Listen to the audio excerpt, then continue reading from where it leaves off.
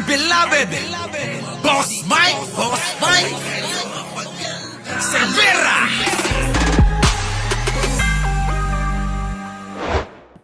Alam nyo naman, lahat na lang ng gagawin ng ating spokesperson sa Malacanang, talagang pinanggigilan. Yung iba nga pinipeke. Eto na naman mga kababayan ko, tignan nyo ha, eto, pasok! Sinabihan ng Pilipino na tigilan na ang pagtutok sa isyu ng flood control dahil nakakasawa na.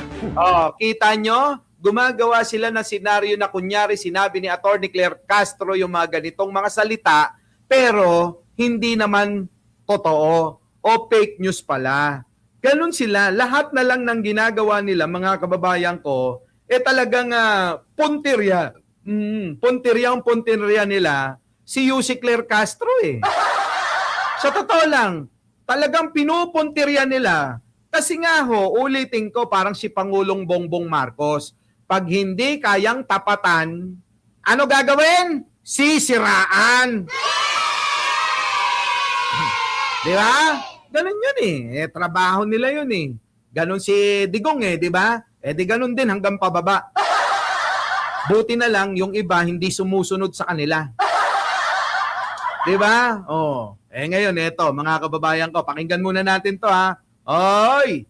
Pasok! Ano ba tong fact or fake na to na pinapakalat na naman ng mga DDS? Pasok! Claire Castro, sinabihan ng Pilipino na tigilan na ang pagtutok sa isyu ng flood control dahil nakakasawa na. Alamin muna natin kung fact or fake.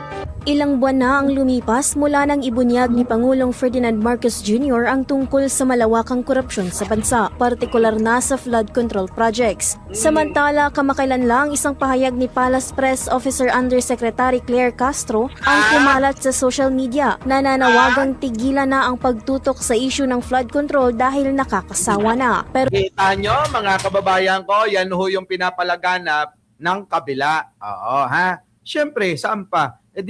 Sa kampo ni Sara, di ba? Okay. Eto nga yun, no? Yussi Claire Castro, sinabihan ang Pilipino na tigilan na ang pagtutok sa issue ng flood control dahil nakakasawa na. Kailanman ho, hindi ho sinabi ni Atty. Claire Castro yan. Tulad na sinabi ko sa inyo, ang mga DDS, mahilig sila umembento ng mga issue. Kunyari, sinabi ni ganito, sinabi ni ganyan, tapos ipapalamon nila sa mga bobo. Ganon, mga kababayan ko. Kita nyo, di na biktima yung mga bobo uli. Tuloy. bago maniwala, atin mo nang alamin kung ito ba ay fact or fake. Alamin mo na kung tama o mali, kung totoo o hindi. Walang peke. DWIZ, fact or fake. Yun o! Kumalat sa social media ang umano'y pahayag sa isa sa press conference ng pamahalaan at sinabi ni Castro ang mga katagang, tigilan na po natin ang pagtutok sa flood control na yan. Nakakasawa na po. Kaya naman minabuting ibiripika ng aming himpilan ang tungkol sa nasabing pahayag at nadiskubreng ito ay fake. Fake! Sabi ko sa inyo peke na naman Antindi nila, no? Mga kababayan ko, no? Ganyan sila manira. Ang dami nilang pamamaraan sa paninira ng tao, sa paninira ng kanilang mga kinakalaban, sa paningin nila'y kalaban nila, ganyan nila sirain. Lahat fake news ang mga balita. Lahat fake news yung kanilang dadalin laban sa'yo. Kaya sabi ko sa inyo mga kababayan ko, itong kulto ni Duterte, mahirap ito labanan ng katotohanan. Pero yun ang kinakailangan. Dapat makagisnan na natin na matuto kung ano yung totoo sa peke. Hindi ko tinutukoy dito yung mukha ni Kitty at ni Sara Duterte. Halatadong peke naman, di ba? Isama nyo pa yung mukha ni Amy.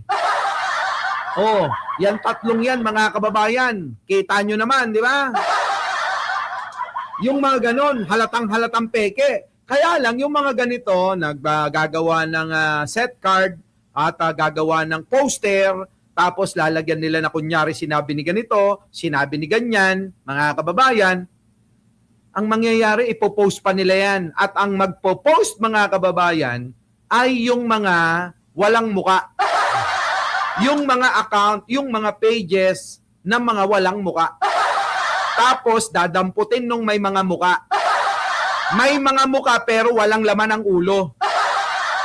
Ang gagawin nila, dadamputin nila, ipopost nila.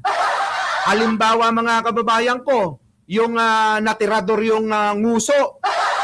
Kaya wasak yung nguso, di ba? Anong ginawa niya? Ipinost, kinuha, ipinost. For the views, for the content lang daw. Ano nangyari? Ayun. Oo. Kinasuhan ng NBI. Nakuha nyo, mga kababayan ko, yung bingot. Kaya mga kababayan, pag-iingatan ninyo. DDS nga, mga kababayan, may mukha na, wala namang utak eh. Yung pa kayang nag-post na walang mukha, DDS nga, sabi ko nga sa inyo, may mukha, wala namang utak. Di lalong wag niyong paniwalaan pag walang mukha. Ay, nako, di ba Antonio Espino? Alam mo na. Tuloy. Kahit anong credible source mula sa iba't ibang artikulo na susuporta sa pahayag ni Castro at wala rin kahit anong official statement o press briefing na magpapatunay na nagmula ito sa kanya.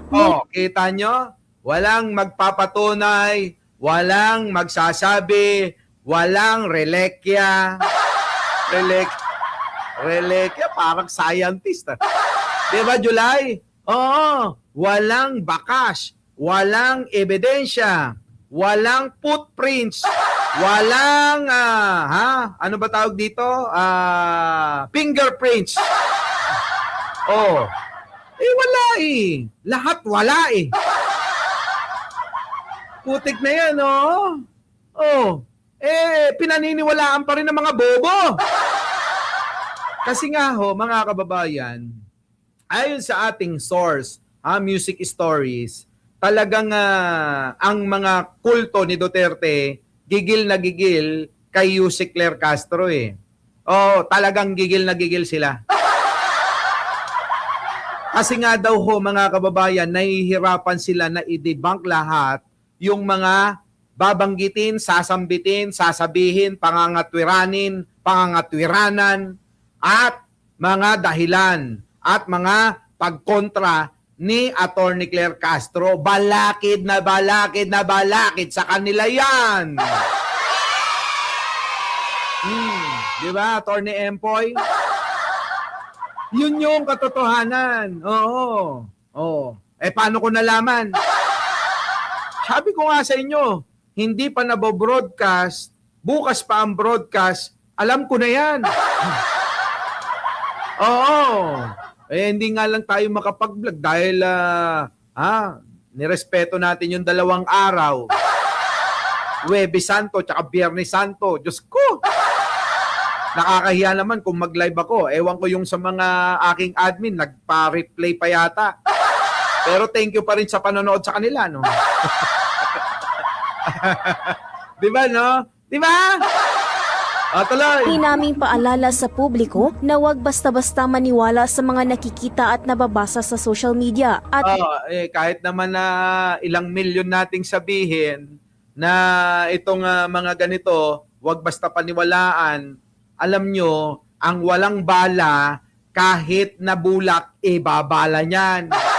Nakuha nyo mga kababayan ko? Ang mga walang makain, kahit na putik, kahit na papel, kahit na karton, kakainin. Tama, mali?